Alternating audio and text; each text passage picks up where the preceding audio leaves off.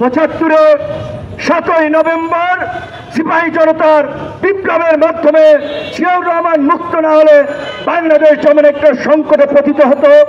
৯০-এ general Nuruddin সাহেব যদি এরশাদ সাহেবকে সরি মিস্টার প্রেসিডেন্ট, আমরা জনগণের বুকের উপরে পাড়া দিয়ে আপনাকে ক্ষমতায় রাখতে পারবো না, এই কথা যদি না বলতেন, ৯০-এও ডিফিকাল্ট ছিল গণ অভ্যুত্থান ঘটনাটা। ২৪-এর গণ অভ্যুত্থানেও সামরিক বাহিনী যদি শেষ পর্যন্ত জনগণের কাতারে এসে না দাঁড়াতো, তাহলে দেশে গৃহযুদ্ধ লেগে যেত, রক্তপাত হতো। ওই দক্ষিণ আফ্রিকার বিভিন্ন ব্যর্থ সংঘাতপূর্ণ রাষ্ট্রের তালিকায় বাংলাদেশের নামও যুক্ত হতো। তাহলে কেন গণ অভ্যুত্থানের পরে সেনাবাহিনীকে জনগণের মুখোমুখি করা হচ্ছে? তথাকথিত বুদ্ধিজীবী এবং তথাকথিত বিপ্লবী নামে কিছু হটকারী লোকজন, আপনারা দেখবেন, ন্যারেটিভগুলো দেখবেন, বয়ান দেখবেন, বক্তব্য ফলো করবেন। আমরা বলছিলাম ছাত্র জনতা, সামরিক বাহিনী, পুলিশ প্রশাসন, সমস্ত জনগণ অন্তত একটা পর্যায়ে এক বিন্দুতে এসে মিলিত হয়েছে বিদায়ী এই গণ অভ্যুত্থান সফল হয়েছে। গণ অভ্যুত্থানে যে প্রক্রিয়ায় হোক, যেভাবেই হোক, সেনাবাহিনী জনগণের পাশে এসে দাঁড়িয়েছে এবং সেনাবাহিনীর এই গৌরব উজ্জ্বল ভূমিকা ৭১-এর মুক্তিযুদ্ধ থেকে ৯০-এর স্বৈরাচার বিরোধী আন্দোলনও যদি দেখেন, এই ২৪-এর গণ অভ্যুত্থান দেখেন, সবসময় তারা শেষ পর্যন্ত দেশের স্বাধীনতা সার্বভৌমত্ব রক্ষায় জনগণের পাশে ছিল। ৭৫-এ ৭ই নভেম্বর সিপাহী জনতার বিপ্লবের মাধ্যমে জিয়াউর রহমান মুক্ত না হলে বাংলাদেশ যেমন একটা সংকটে পতিত হতো।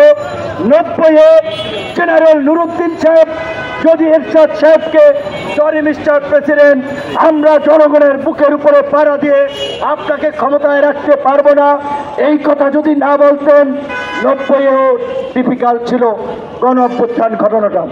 ২৪-এর গণ অভ্যুত্থানেও সামরিক বাহিনী যদি শেষ পর্যন্ত জনগণের কাতারে এসে না দাঁড়াতো, তাহলে দেশে গৃহযুদ্ধ লেগে যেত, রক্তপাত হতো। ওই দক্ষিণ আফ্রিকার বিভিন্ন ব্যর্থ সংঘাতপূর্ণ রাষ্ট্রের তালিকায় বাংলাদেশের নামও যুক্ত হতো। তাহলে কেন গণ অভ্যুত্থানের পরে সেনাবাহিনীকে জনগণের মুখোমুখি করা হচ্ছে? এবং দুই একজন বুদ্ধিজীবী নতুন নতুন টার্ম ইউজ করে ছাত্র জনতা সৈনিকদের অভ্যুত্থান, মানে এখানে আর্মির কোন অফিসার ভূমিকা রাখে নাই, সৈনিকদেরকে এখানে টেনে এনে একটা বিভাজন তৈরি করছে। এরা ওই ৭৫-এর মতো আরেকটা হটকারী গ্রুপ যারা দেশে নৈরাজ্য তৈরি করতে চায়। কাজেই নৈরাজ্যকারী হটকারীদের বিরুদ্ধে আমাদের সজাগ এবং সতর্ক থাকতে হবে।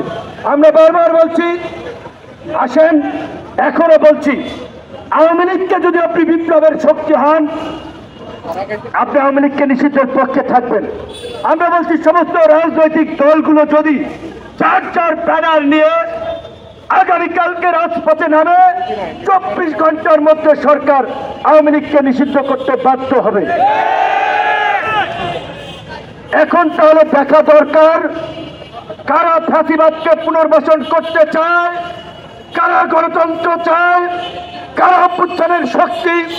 আমার ব্যানারে আসার দরকার নাই, আমাদের দলের নেতৃত্ব আসার দরকার নাই। আগামীকালকে থেকে সব দল চার চার ব্যানার নিয়ে আওয়ামী লীগ নিষিদ্ধের দাবিতে রাজপথে নামেন।